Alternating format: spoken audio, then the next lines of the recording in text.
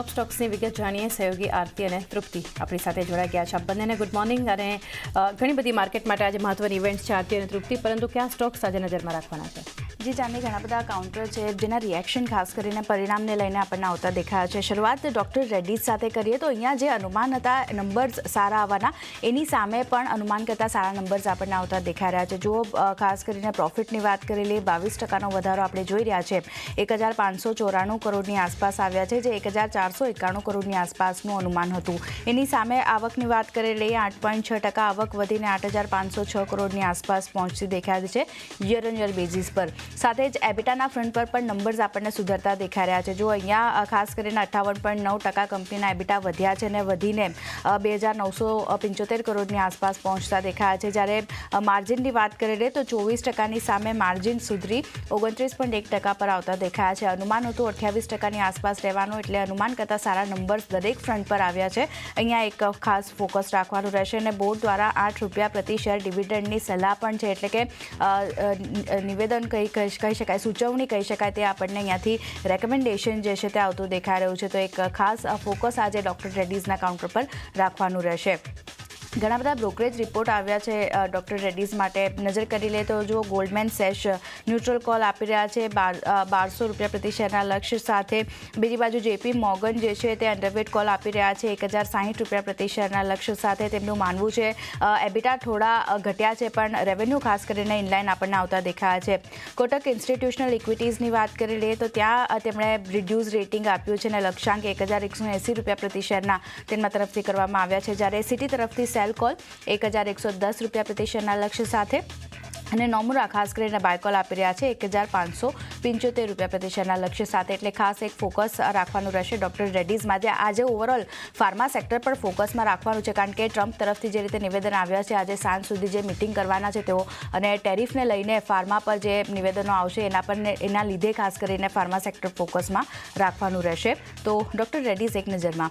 બીજી બાજુ એબીબી ઇન્ડિયાની વાત કરી લઈએ. અહીંયા અનુમાનથી થોડા ફિક્કા નંબર્સ આવતા દેખાઈ રહ્યા છે, જેમાં નફાની વાત કરી લઈએ 3.3%નો વધારો આપણે જોઈ રહ્યા છે.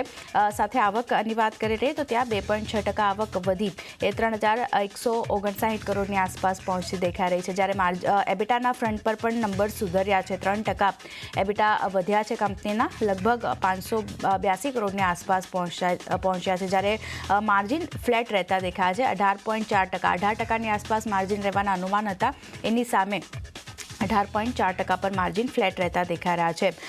એબિટા માર્જિનની વાત કરી લઈએ તો તે પણ ખાસ કરીને જોઈ રહ્યા છે આપણે 18.4 પર ફ્લેટ રહેવાના અનુમાન અહીંયા હતા, એની સામે ફ્લેટ રહેતા દેખાઈ રહ્યા છે. તો નંબર્સ જે છે થોડા ઘણા અનુમાનથી ફિક્કા છે, તો એબીબી ઇન્ડિયા પર પણ એક ધ્યાન રાખવાનું રહેશે.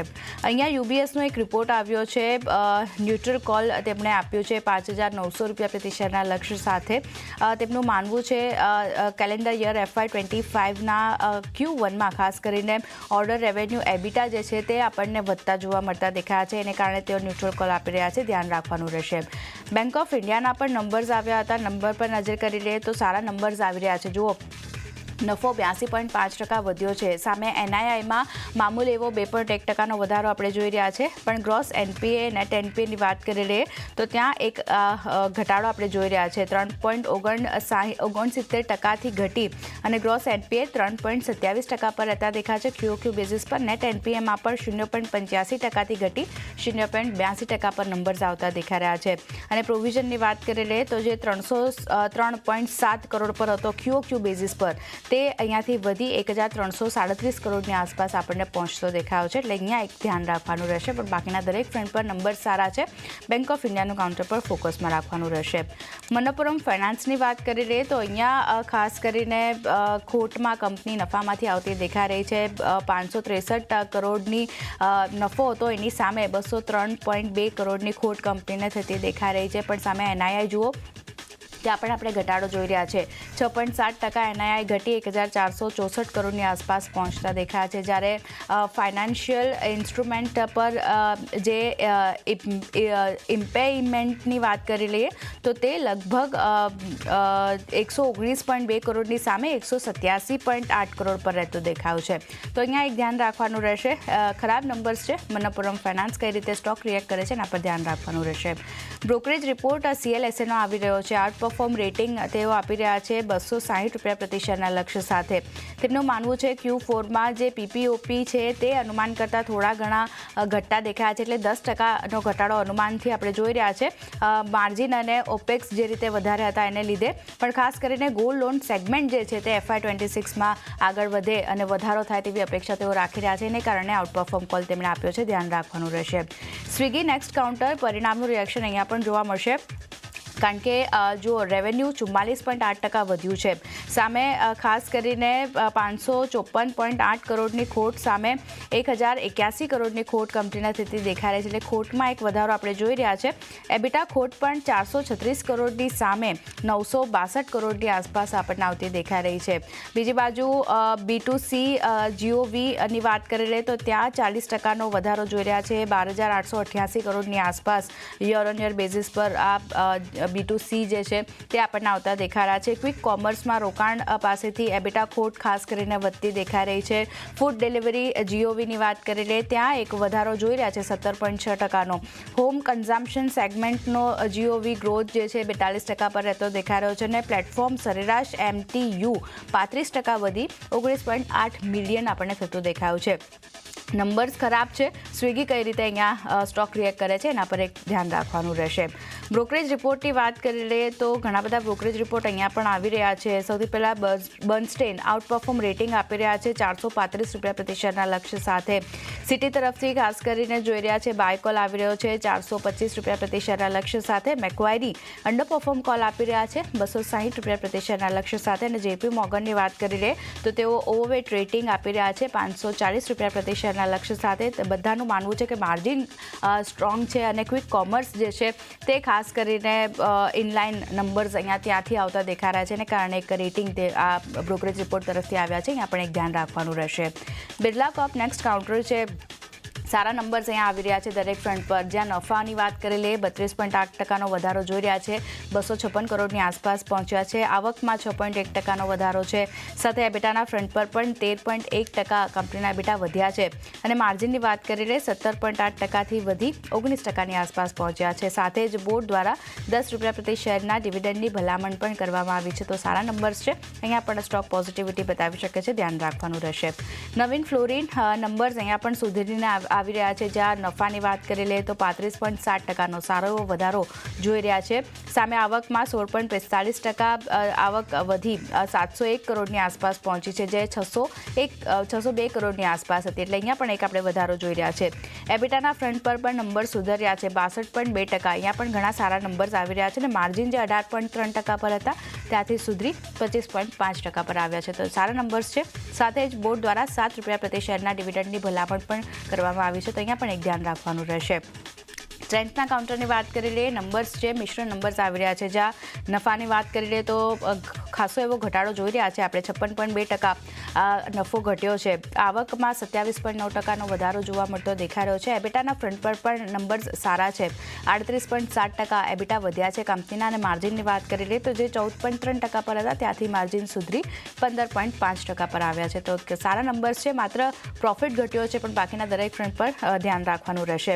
અહીંયા બોર્ડ દ્વારા ₹5 પ્રતિ શેરના ડિવિડન્ડની ભલામણ કરવામાં આવી છે. તો ટ્રેન્ડનું કાઉન્ટર પણ આજે એક ફોકસમાં રાખવાનું રહેશે. થર્મેક્સની વાત કરી લઈએ, સારા નંબર્સ છે. જો નફાની વાત કરી લઈએ સૌથી પહેલાં 8.1% કંપનીનો નફો વધી 205 કરોડની આસપાસ પહોંચ્યો છે. સામે આવકમાં 11.6%નો વધારો જોઈ રહ્યા છે આપણે. એબિટાના ફ્રન્ટ પર પણ 9.7% કંપનીના એબિટા વધી 300 કરોડની આસપાસ પહોંચ્યા છે, જ્યારે માર્જિન થોડા ઘણા ઘટતા દેખાયા છે. 9.9%ની સામે માર્જિન ઘટી 9.7% પર આવ્યા છે. તો અહીંયા એક ધ્યાન રાખવાનું રહેશે. અને અહીંયા બોર્ડ દ્વારા ₹14 પ્રતિ શેરના ડિવિડન્ડની ભલામણ કરવામાં આવી છે. તો થર્મેક્સના કાઉન્ટર પર એક ધ્યાન રાખવાનું રહેશે. માર્જિન થોડા ઘણા ઘટ્યા છે, પણ બાકીના દરેક ફ્રન્ટ પર સારા નંબર્સ છે. UBSનો રિપોર્ટ થર્મેક્સ માટે આવી રહ્યો છે, તેના પર નજર કરી લઈએ. બાય કોલ તેમણે આપ્યો છે ₹4,100 પ્રતિ શેરના લક્ષ્ય સાથે. અહીંયા એક ધ્યાન રાખવાનું રહેશે. તો ઘણા બધા કાઉન્ટર છે ખાસ કરીને જેના પર પરિણામનું રિએક્શન આપણને જોવા મળશે, જેમાં ડોક્ટર રેડ્ડીઝ સાથે ઓવરઓલ ફાર્મા સેક્ટર ફોકસમાં રાખવાનું રહેશે.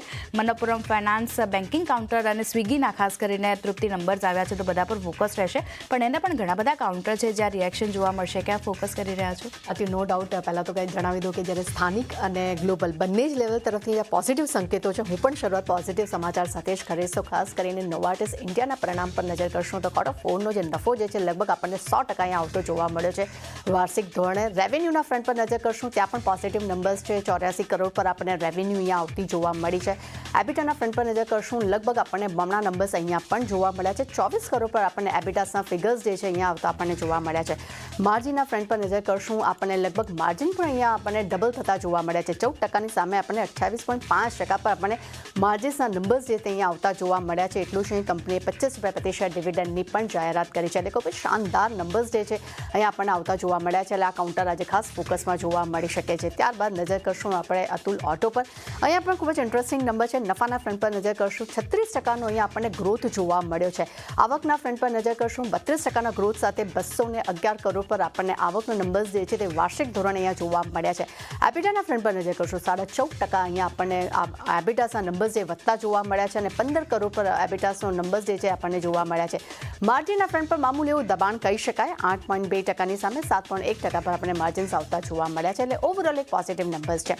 ત્યારબાદ નજર કરશું સમાચાર ઉપર, ખાસ કરીને યસ બેંકનું કાઉન્ટર. ખૂબ જ ઇન્ટરેસ્ટિંગ આ સમાચાર આપણે કહી શકાય, બિકોઝ ઓફ કે આની પહેલાં યસ બેંકે જ્યારે જાપાની કંપની ખાસ કરીને SMBC જે અત્યારે હિસ્સો ખરીદવા જઈ રહી છે, પહેલાં જે સમાચાર આવ્યા ત્યારે આ સમાચારને યસ બેંકે ડિક્લાઇન કર્યા હતા અને હવે અત્યારે ફરી આપણને એ સમાચાર આવતા જોવા મળી રહ્યા છે કે 20% હિસ્સો જે છે જાપાનની કંપની જે છે SMBC તે તેમની પાસે ખરીદવા જઈ રહી છે, જેમાં ખાસ કરીને SBI પાસે યસ બેંકનો 13.19% હિસ્સો જે છે તેઓ અહીંયા ખરીદે છે SBI પાસેથી. અને લગભગ અમાઉન્ટની વાત કરશું તો 8,890 કરોડમાં આ હિસ્સો ખરીદવા જઈ રહ્યા છે. અને એટલું જ HDFC બેંક, ICICI બેંક અને એક્સિસ બેંક આ ત્રણેય પાસે ખાસ કરીને યસ બેંકનો જે હિસ્સો જે છે તે લગભગ 6.81%નો છે જે હિસ્સો જે છે તે અહીંયા તેઓ ખરીદવા જઈ રહ્યા છે. એટલે યસ બેંકનું કાઉન્ટર આજે ફરી આપણને ફોકસમાં જોવા મળી શકે છે.